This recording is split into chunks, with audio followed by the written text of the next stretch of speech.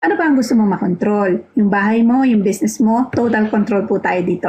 Yung 40-40-40 plan, 40 hours a week, 40 years ang buhay mo, at 40% din lang ng income mo mapapabalik sa'yo sakaling mag-retire ka. Ano po, isipin na natin, 40% lang. Kung yun nga buo, halos hindi mapagkasya. Lalo na pagtanda natin, tayo ay may mga sakit na, tapos meron ding kailangan kumuha ng tagapag-alaga. Ano po, ito po yung typical na kinalalabsan ng isang manggagawa. Sabi sa atin ng mga magulang natin, kailangan mag-aral ka mabuti para makakuha ka ng magandang trabaho. Hindi naman po masama yun. Kaya lang ito ho ang nagiging typical na rota. No?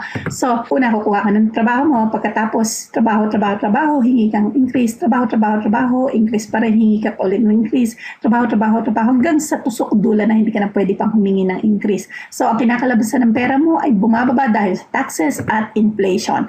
Ano po? Ito po, may upper income, middle, tsaka lower. Yung pong upper, yun yung mga businessman, tapos yung middle, mga manggagawa, at tapos yung lower income, mababa ang kita o kaya naman ang mga walang trabaho. So, ang madalas kong nagbabayad ng taxes, yung nasa middle income. Bakit kamo? Dahil sila ang inaasahan ng gobyerno na magbayad. Dahil yung mga nasa upper income, yan po yung mga may business. Dahil sa dami ng provision ng gobyerno dyan, hindi na po sila masyado nakakabayad ng tax dahil ang dami-dami na lang pwedeng i-deduct. Tayo naman, dahil yun ang income natin, wala tayong masyadong deduction, yung middle income ang tagabayad. So, dahil di mapagkasya, kukuha ng second job. So, tataas na naman ang ating income bracket, pero hindi naman nadadagdagan yung pwedeng deductions. So, paikot-ikot lang. Minsan gusto mong mag-aral dahil kailangan mong tumaas-taas pa yung income. Pero ang tutuusin niya ng pag-aaral, gastos na naman. Ano po? Paikot-ikot lang. Sabi ko nga po ng US government statistics, pag tungtong mo ng edad na 65, 98% of people are either dead, patay na, dead broke, o kaya naman depende sa tagapag-alaga. Yung 2% ho, yun ang mga business owners,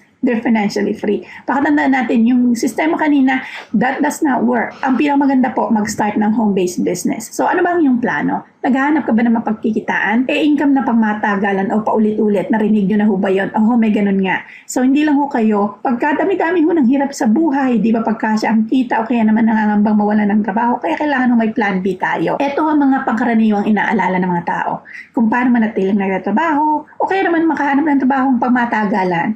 Iniintindi din ang gastusin sa araw-araw, o yung sahod na di mapang-abot, o kaya laging tali sa trabaho, hindi makabakasyon, walang oras sa sarili. Yan, yung sobrang liit ng retirement, o kaya naman walang 401k, lalo na yung mga nagpapakollege ng mga anak. Paano na din pagtanda, tsaka pagka nagkasakit, pagkadami-dami pa. Pag-usapan ho natin itong deregulation. Nagsimula ho yan dati sa airlines, tapos sa telecommunications. Ang sumunod, energy po. Pag may deregulation, may opportunity. Sa pagdami po ng industriyang naging deregulated, pagdami din ng opportunities na nadidevelop. Energy is a $1 trillion industry. So, tatlong napapanahon, energy deregulation, home automation, direct selling. Malaki ho yan. Meron tayong recession-proof business. So, ano po ba sinasabi ng mga experts? Ito lang naman ang binanggit ni Warren Buffett, no? Sabi niya, energy will be the largest transfer of wealth in our lifetime. Ito po, enerhiya ang pinakamalaking daluyan ng kayamanan sa panahong ito. So, nung binili ho niya yung Nevada Energy sa halagang 10 billion, pagkasabi niya, agad-agad tumaas ang NV stock ng 20%. Ito din ho si Bill Gates. Ito sinabi niya, energy deregulation is the next major market to be involved in. Dalawa ho sa pinakamalaking tao sa buong mundo ang nagsabi ng patungkol sa enerhiya. So ano po, makinig tayo. Ito ang patungkol sa kumpanya. Si Doug Chesky po, yan CEO and founder responsible over $100 million energy billing. So, ito po ang CCM Leadership Committee combining 79 years of MLM experience. Si John Lucky Chan, Mike Healy, si Danny Piper, Frank Hensard, Kurt McGraw. So, nagsimula ang CCM noong 2008. 100% debt-free po, tsaka privately owned. May 25 years experience sa energy. Ang rating, A sa BBB. Customer retention satisfaction, 90%. Siyempre pa, subukan sistema at kabilang siya sa billion-dollar company. IGS Energy. Bakit? $3 billion company po yan, no? Tapos 25 years ng experience din, nangunguna sa energy innovation. Tsaka milyon ho ang tagatangkilik niyan, pang-komersyal at pang-residential na gas and electricity. Ang tanong po, may kakilala ka bang gustong makatipid sa buwan ng gastusin sa bahay? Yung mga business owners, may kakilala po kayong gusto nilang mababawasan at makatipid sila sa kanilang monthly overhead? When it comes to bills, people are looking for subtraction, not addition. That's what makes our business very, very attractive. We market products and services that just make sense. Ganito lang po ang modelo, simple-simple. Mag-enroll ka ng customer at turuan mo silang gawin din yan. Yun lang ho. You earn big and you earn fast. Get paid what you are truly worth. 5 beses ho ang bayaran dito kada buwan. Tuwing Biyernes at saka sa ikatwing 25 ng buwan.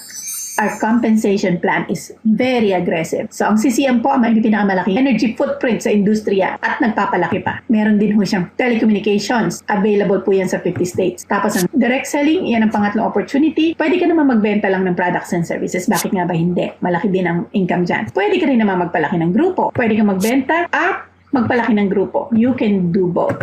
Either way. Again, this is a $1 trillion industry. How much do you want? So, gusto mo ba itong napapakinggan mo? We have comprehensive support, opo. Yung online support, powerful marketing tools and trainings, lahat ng kakailanganin mo para mapapalago yung business mo, of course, yung website, no? So, mag-set ho tayo ng time para mas maintindihan mo at makuha ang mga information para mabuo yung basihan mo sa pagdidesisyon para sa iyong kinabukasan. Kailan ho ba magandang oras ninyo? So, ako po ulit, si Myra Malabanan ng Team Bottom Line No Excuses. Pwede akong tawagan sa 909-800-5453 at yun din naman po ang email ko, malabanan@gmail.com. Ito po ulit si Myra, signing out.